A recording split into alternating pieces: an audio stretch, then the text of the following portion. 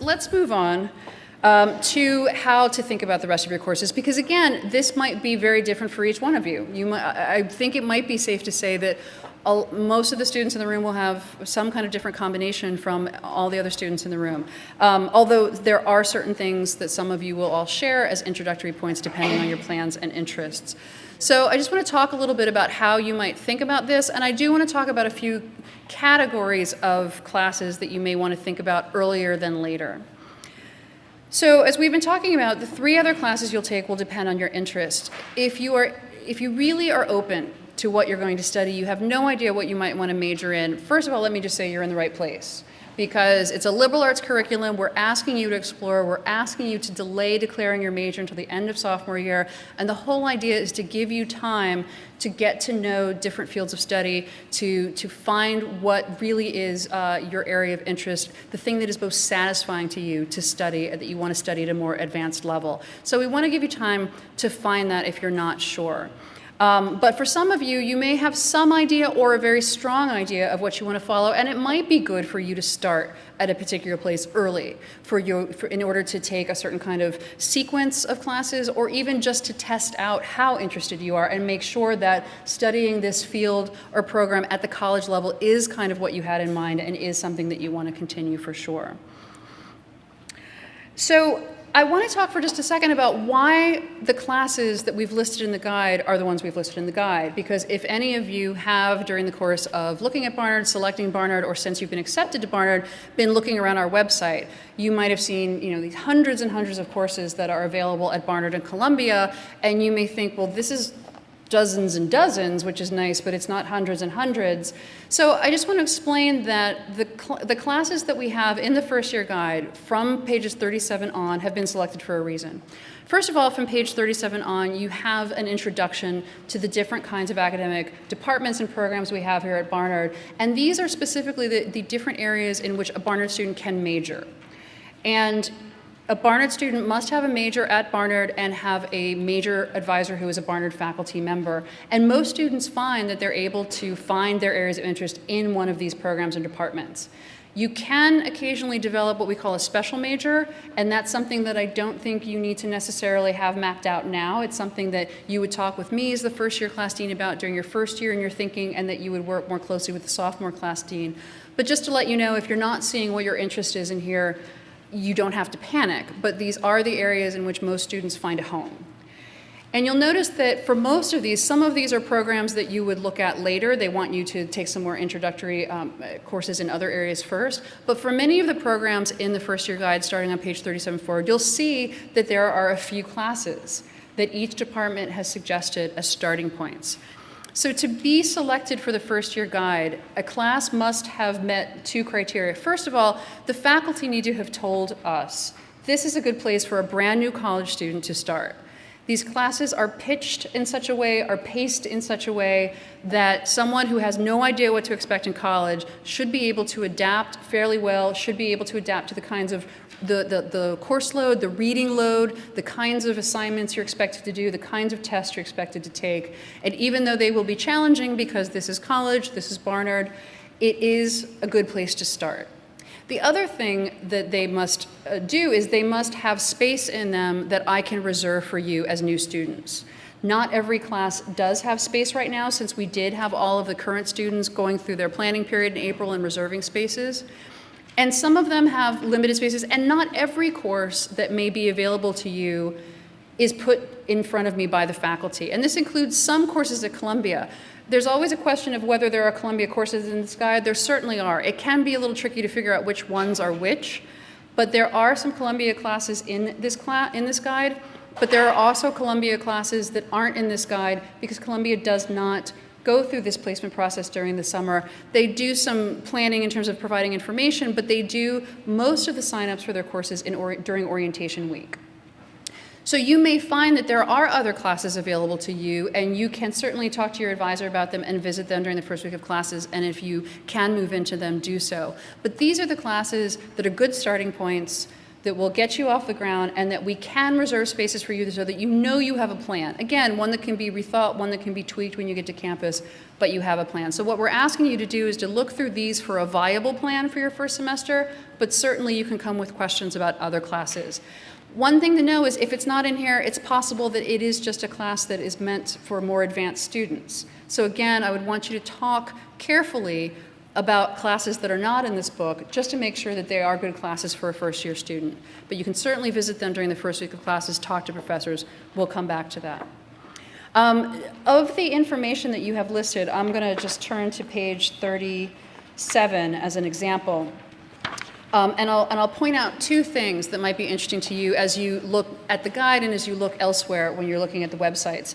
The first is the course number. The very first column, I'm looking, for example, at Africana Studies. You'll see there are 2 courses listed there. The very first column is a call number. Every section, even if there's a same course that meets 3 different times and you can choose, each of those will have a different call number so that there's a specific identifying number, and that's how you will eventually get used to signing up for courses. But I want to point out to you the second column, course number. What a course number is for a particular class can be a little bit of a mystery depending on the different departments, but the thing to know is that as that number gets higher, the classes are getting more advanced.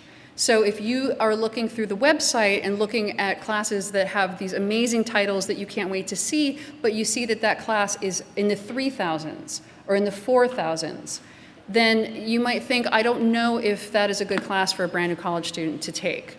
Again, you could talk to the professor about it, but if the professor has not put it forward to me as a good starting point, it may not be. On the other hand, I've just finished saying that, but you'll notice the Africana Studies classes are 2,000 level classes. When you go down to the anthropology section, they're 1,000 level classes. Well, you might think, well, if I should be starting at 1,000 level classes, why are there 2,000 level classes? In fact, you might even see some 3,000 level classes in here. Some of this has to do with how interdisciplinary certain programs are, and so they're building off of foundations in other departments, and so they start their numbering in 2,000s or 3,000s. So if it's in this book, again, even if it's a 3,000 level course, the professor has said, I welcome first-year students, it will be fine, it's paced in a way that it is introductory. If it's not in this book, I would encourage you to ask questions about it. The other column I want to emphasize to you is sort of in the middle, and it's availability. And you'll notice that classes have an availability that either says open or limited. And that is because some classes at Barnard and Columbia have caps on them, a certain number of students that could take the class, and then some don't. If it is open, there's not a cap, and it is likely that I can place you into that course no problem because the professor has said, I'll take all comers. That can change sometimes if a professor is estimating 80 and finds 150 in the room and has to rethink it, but generally speaking, from teaching the class semester after semester, year after year, they have a sense of what the approximate enrollment would be, and they say it's fine just to let things fall as they may. If it says limited, it means there's a cap on it. What that cap is really variable. Sometimes that means no more than 15 students can be in the class. Sometimes it means 220 students can be in the class. And you might think, why do you have to have a cap of 220 students? Trust me, you do sometimes. There are 250 students who went into that class, and they have to draw the line somewhere. So if you see that a class is limited, it may mean that I have only 3 or 4 spots for this summer process, or it could mean I have 75, and it's really not a problem, but it's just an indication that if it's limited, you might want to think, do I also have a plan B of an open class, just in case I can't be placed into that? I will also tell you that the spaces I'm given during the summer are specific, but it's not always the whole available number of slots. And there is also some enrollment changes that happen during the beginning of the semester. So if you're not able to be placed into a limited class during the summer, that doesn't mean you shouldn't come to campus thinking about whether you can still take it or not. So those are some of the things I wanted to note about the classes in this particular guide. Now, you've been given some information about the departments and programs. You have these titles of the courses. How do you find out more information? Again, I've put this as a link to the blog just as an easy place to start, but you can get to this material in other parts of the website. If we scroll down to that place on the right, in the right column where there are links to other things, then there are 2 places that you can be looking for more course information, at least as a starting point. There are actually even more than that. And one of the first is the second link, which says Barnard Course Catalog Online. And again, this is probably going to look familiar to you as something you might have looked at while looking at Barnard or since being accepted at Barnard. A lot of the catalog has everything from the curriculum requirements to financial information to who's on the administration, who's on the faculty. But what you're going to be looking for this is what's called courses of instruction. If you click that, then you're going to see down the left-hand side of the page all of these departments and programs again. So just as an example, if you wanted to find out more about what those anthropology classes were that we looked at on the bottom of 37, you would find anthropology on the left-hand side. And then for any of these departments and programs, you're going to have the same tabs available to you across the top. So let me just explain what each one does. The first tab that will be the default is department information. And there you're going to find where the department office is, what the email is for the department. You're going to see all of the faculty members. If you continue to scroll down, you're going to get some information, perhaps about what the discipline is like, what it's like to study that, what kind of material they look at, what kind of ideas they ask, what kind of questions they ask. And then you will find student learning outcomes and maybe a mission statement of some kind. If you go back up to the top of the page, the second tab is requirements. And this is where you would find information about pursuing an advanced course of study. In other words, declaring a major or possibly a minor. This is where you would find out how that works. And you get a chance to see, is this pretty flexible? Is it just kind of 8 courses in a variety of areas and I have time to work into that? Or is there a very specific sequence that I should start sooner because I have to take one course before I can take the next one, before I can take the next one? So this will give you an overview of what a major is. And if you continue to scroll all the way down the page, you'll see here at the very bottom, it also says requirements for a minor. A minor is a more reduced course of study. It still asks you to do some advanced work, but it doesn't involve all of the advanced work, and it doesn't involve a thesis. Not every department or program has a minor. So if you're interested in finding out if one does, this is where you would find that information on the bottom of this requirements page. And then the last tab is courses. So this is one of the first places you can come to get a little bit more information. So Anthropology 1002, that's one of the courses listed on page 37. If you wanted some more information, you would look here and you see it's brief, 2 or 3 sentences, but it is a little bit more of a description about what that class covers, what its basic premise is. It also tells you, although this is also noted in your guide, whether it fulfills what we call a 9 ways of knowing, which I'll come back to. And it will also tell you a little bit about when it's being offered. And if you'll note with the courses, if I were to continue to scroll down, the very first ones you'll see are the ones listed in the guide. You'll notice that those 1,000 level classes. If I just spin down the page quickly, you'll see I'm in the 2,000 levels. Now I'm in the 3,000 levels. So as you go down any course information page, you're going to be moving from more introductory to more specialized courses. So keep that in mind if you start to see things that are really exciting in terms of their titles or in terms of their topics at the bottom of the page. Just know that that might be something for a year or 2 from now, not first semester. Now, if you go to one of these places in the online catalog and you say, well, I've looked and I just don't see that course number or that course title, then that's probably an indication that this is one of the classes listed that is a Columbia class. And like I said, they are not all listed here, not all the classes that are good starting points at Columbia. But one of the interesting things, again, thinking about this kind of multi-layered identity you have as a Barnard student that will take some getting used to, but you will get used to it. Barnard, as you know, is an independent college. We have our own academic departments and programs. We often have a counterpart across the street that has the exact same title. You know, we have an English department here, they have an English department there. We have a chemistry department here, they have a chemistry department there. Sometimes these 2 departments work very closely together. They plan their curriculum together. One professor from Barnard could be teaching a particular class one time, and then it will alternate to a Columbia professor the next time. In other cases, Broadway is sort of the Grand Canyon, and they might wave to one another collegially, but they really don't have a lot to do with one another in terms of planning curriculum or knowing a lot about what the requirements are on either side of the street. As a student, you have access to both, no matter whether it's whether a tight bond or whether it's they're two separate entities. You can go across back and forth, but that means it can sometimes be incumbent on you to figure out where the connecting point is for you as a Barnard student, and to make sure that you're checking in with your Barnard advisor about how what you're taking across the street is helping you build your program and your major here. So I just wanted to mention that because that is another reason why certain Columbia courses that might be open to you are not in the summer placement process, because they're just one of those departments that doesn't work closely with the Barnard department.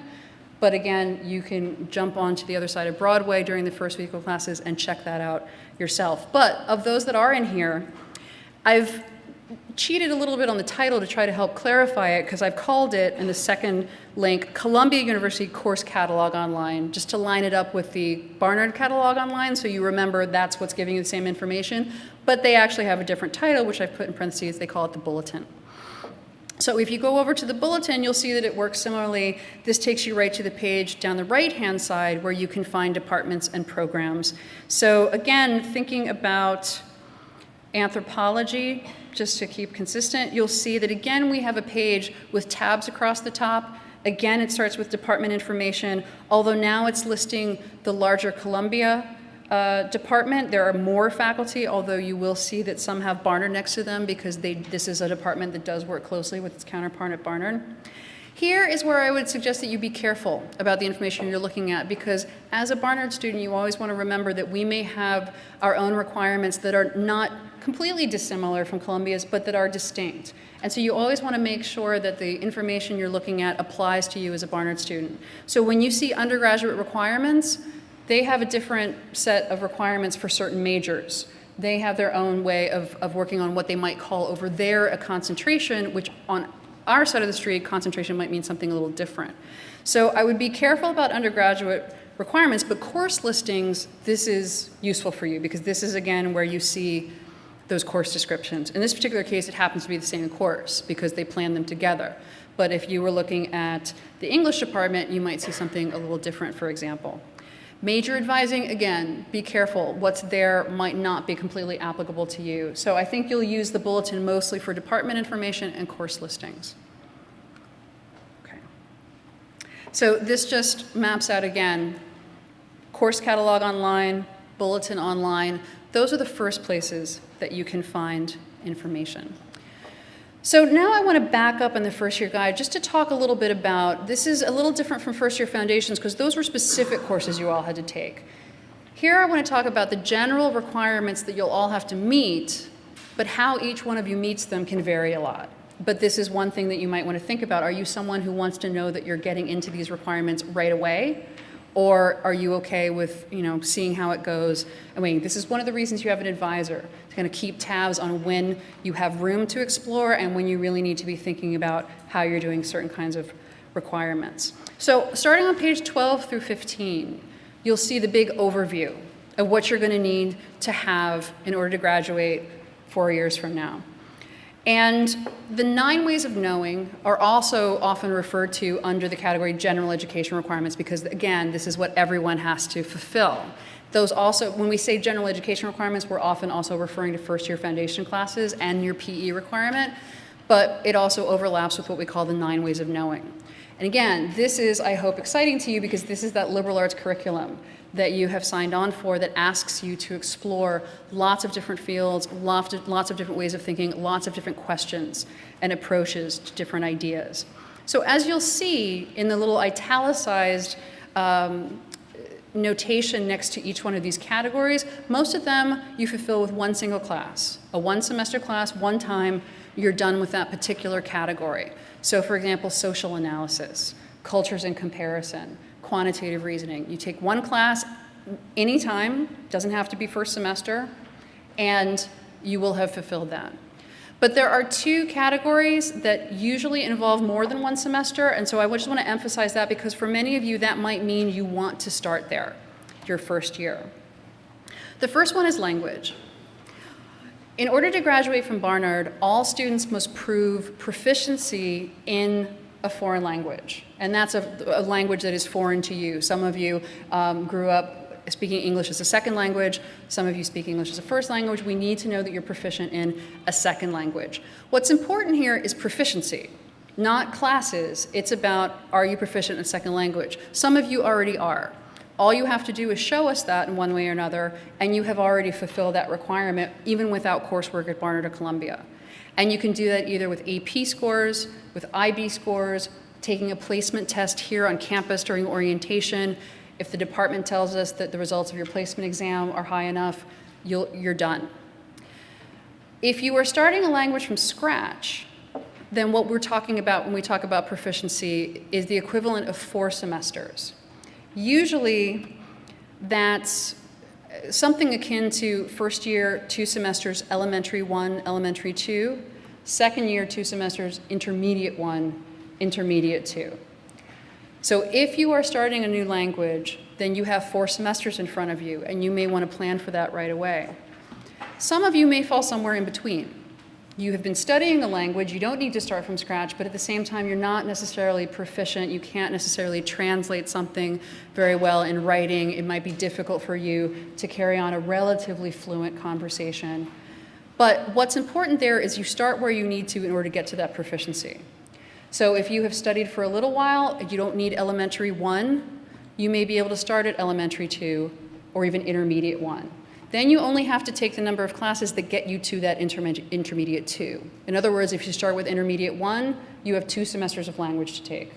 If you start at intermediate 2, you have the 1 semester to take, you're done. So I just want to keep emphasizing it's about proficiency, not number of classes. For proficiency, if you want to prove that you are somewhere in the middle there, this is a little tricky for the summer placement process because most placement exams are given during orientation. On page 34, you will see some guidelines if you've taken SAT 2 classes. And if you have high enough AP or IB scores, then you'll see earlier in the guide which ones have given you credit or have fulfilled the requirement or possibly even both.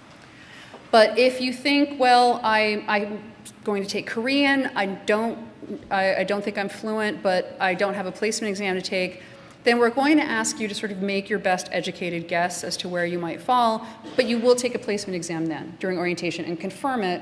And we do know that sometimes there's some fluidity in terms of placement there. We do have people on hand so that if your guess was a little off, which can happen certainly, then people are ready to help you find a place in the right level. But a lot of times people guess well, and so you already have the space reserved and it works out fine. So the foreign language is something that you might want to think about. The other reason foreign language is something you might want to think about is because many students, by no means all, and I would say it's not even the majority of students, but many students do want to study abroad while they're at Barnard. Students often do it during junior year because that gives you a chance to have declared your major, get involved in the major, then step away, and then come back during your senior year to work on your thesis and to bring everything to culmination. If you want to study in a country in which English is not the native language, you must show proficiency. So now we're back to that word proficiency, and the requirement is the same as the graduation requirement. So if you already speak the language in another country, you're fine. If you want to study in a country where English is the native language and you're already fluent in English, that's fine. But if you think you may want to study someplace and that language is a language you haven't studied and it will be new to you, then you might want to think about having an elementary class in your first semester. Okay? The other type of class that often requires more than 1 semester is laboratory science. And this goes back to the question we had earlier about lab sciences. Because these are going to be a part of all of your courses of study on one level because it is a degree requirement. For those of you who are thinking about studying in the sciences or doing pre-med track, lab sciences will be a big part of your life throughout your career here. But they do require some tricky scheduling. And you do need to take 2 semesters in the same science to fulfill the requirement. That's something that is sometimes a point of confusion. It's not just 2 semesters of science, it's 2 semesters in the same science. And they both have to have the laboratory component as well as the lecture in most cases. So we are talking about multiple components, and let me just use as an example, if we flip to page 41, biology. Many of you are already studying biology, many of you may continue to study biology. you'll see that there are two different kinds of introductory classes, and there is a lot of information on the biology website that's linked above to kind of help clarify what those different ones are. But you'll notice that in the case of biology 1001, the very first one, there's the lecture, which is Monday, Wednesday, Friday, 9 to 5. And then there's the lab, which is one of these time periods for each one of you for 3 hours. And if your lab ends up being Tuesday from 1 to 4, so that means you've got the morning lecture, you've got the lab from 1 to 4, and that means you also can't take any class that's a Tuesday, Thursday afternoon class between 1 and 4 because Tuesday's already locked in the lab. So if you are thinking about pre-med or if you were thinking about a science major, you really should think about having a science lab in your first semester.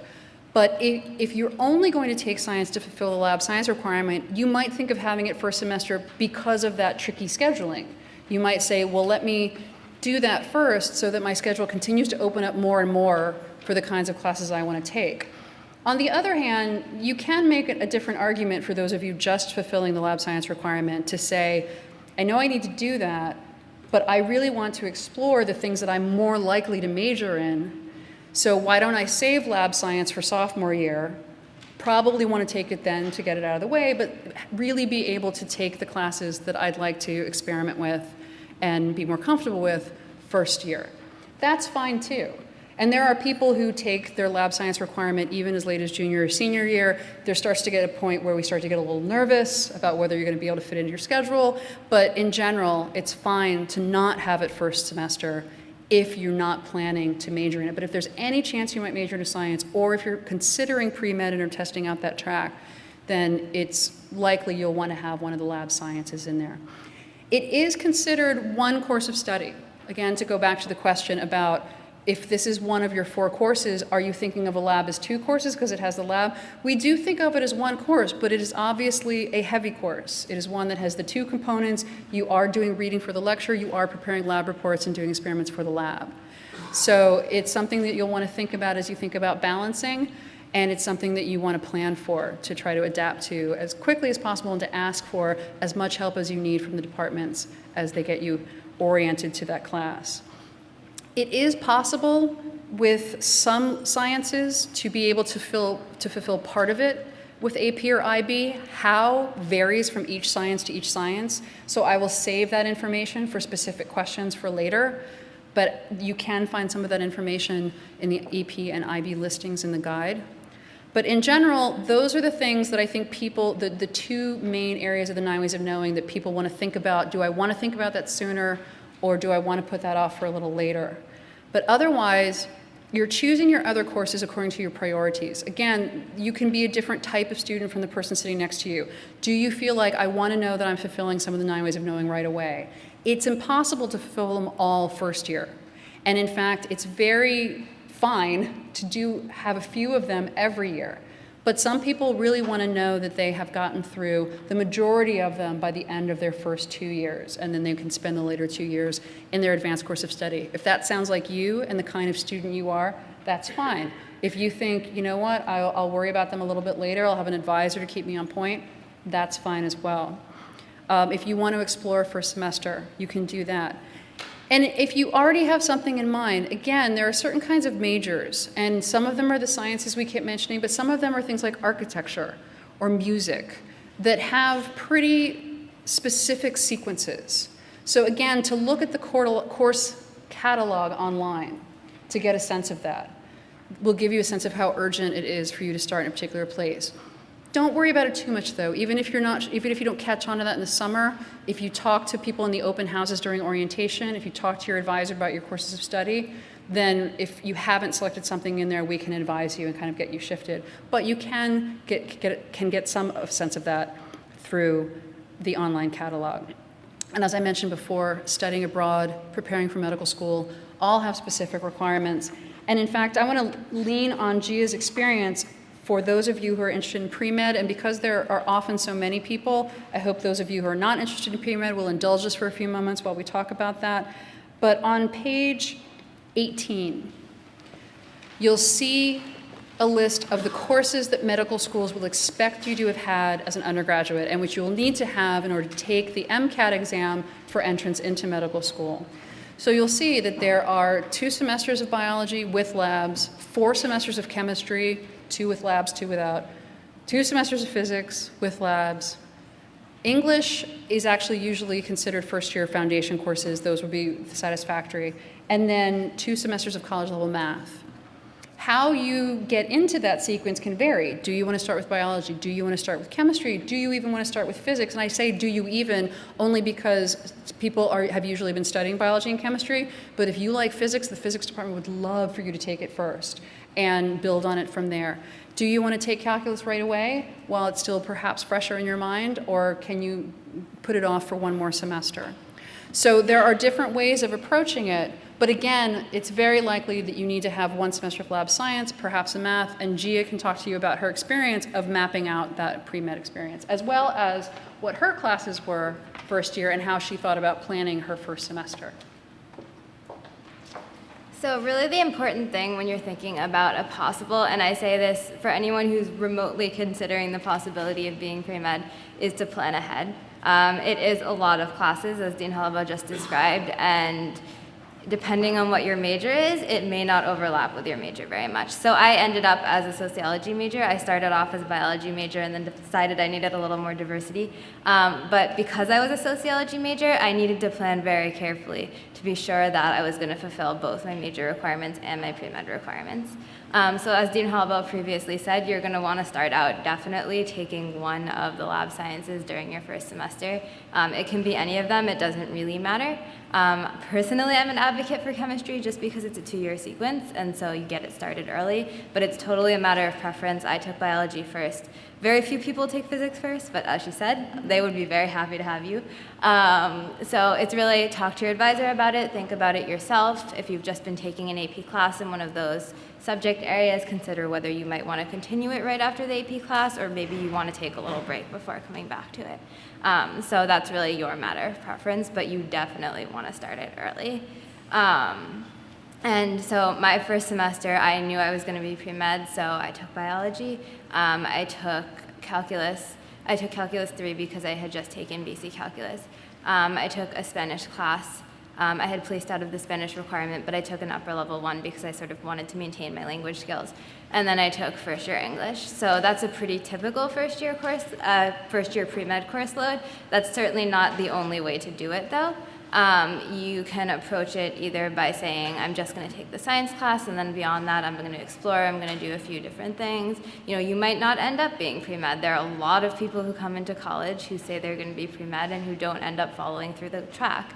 I came into college saying I was going to be pre-med. For a while, I didn't think I was going to be, and then I sort of came back to it at the end of my college career. And so you're really not going to figure that out unless you do explore other things. So I think the biggest piece of advice I'd give to anyone here who is considering being pre-med is to not let it define your college career, because if you do, 1, you're just going to be taking required classes your entire life, and that's not going to be very fun because some of them you'll enjoy and some of them you might not enjoy so much.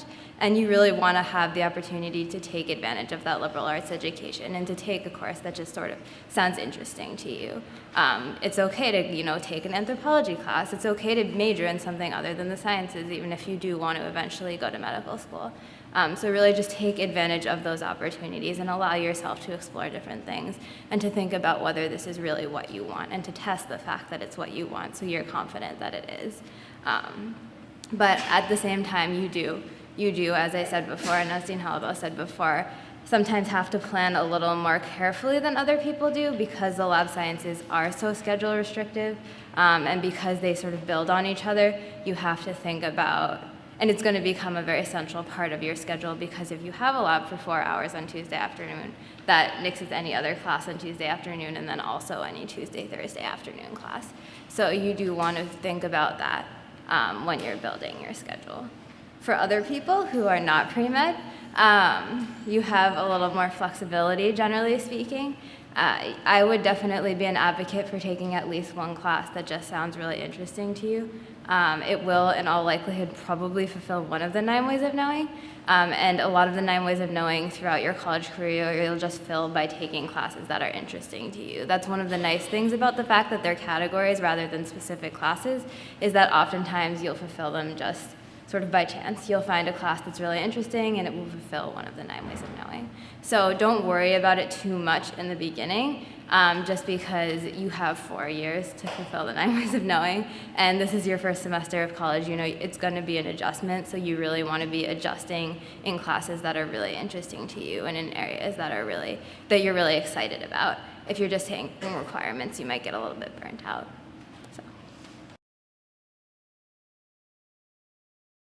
So just to repeat the question, and then I'll turn over to Gia. The question was, is it possible, and is it not just possible, but reasonable, I would say, to have a major outside of the sciences, but still be able to fulfill the pre-med track of requirements? And Gia?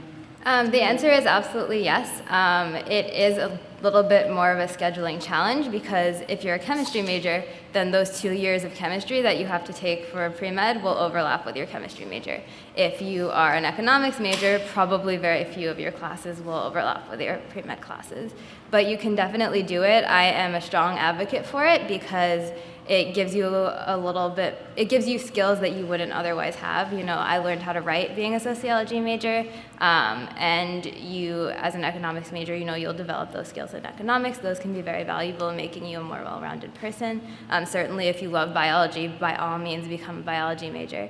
But if you are going to do that, you want to have a 4-year plan. You want to sit down and you want to say, this is when I'm going to take all of my pre-med classes so that I'm able to finish them by the time I need to, keeping in mind that if you intend to enter medical school the year after you graduate from college without taking a gap year, you need to have completed all of your pre-med classes by the end of your junior year.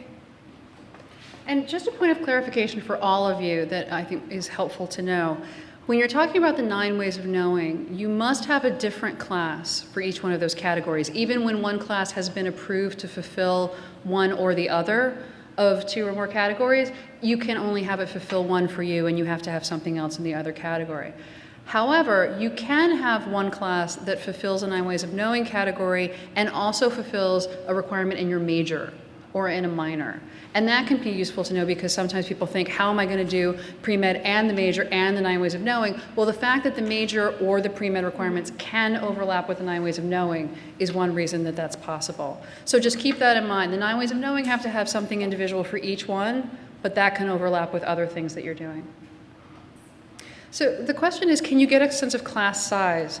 I will show this to you, and this is also something that I will go into in detail during during orientation.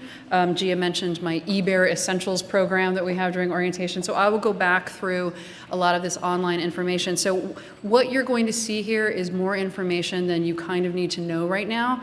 But if you want to play around with it, it will give you a sense of the answer to that question about class size. The third link under more information at Barnard in the first year blog is the online directory of courses. This is where you can find courses offered by every school under the auspices of Columbia University, including some that have nothing to do with you: Graduate School of Arts and Sciences, Teachers College, School of International Public Affairs. They're all noted here. And you can look at them by subject, which means no matter what school is offering it, you will see everything listed under anthropology. Or if you go under department, you can see by school. Specifically having to do with Barnard, you'll see Barnard departments separated from Columbia because, again, we are independent. We do have individual departments. And just as a quick example, I'm going into A because I keep our anthropology is my department du jour.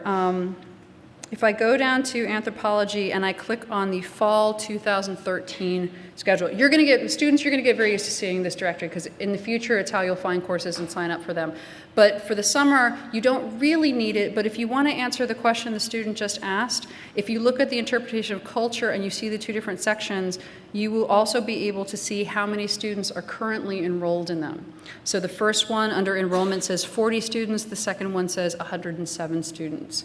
Now, the thing that I want to stress, if you are going to look at this information, you might say, well, in the guide it says it's limited. I see that, you know, it's a big class. I don't know what the limit is.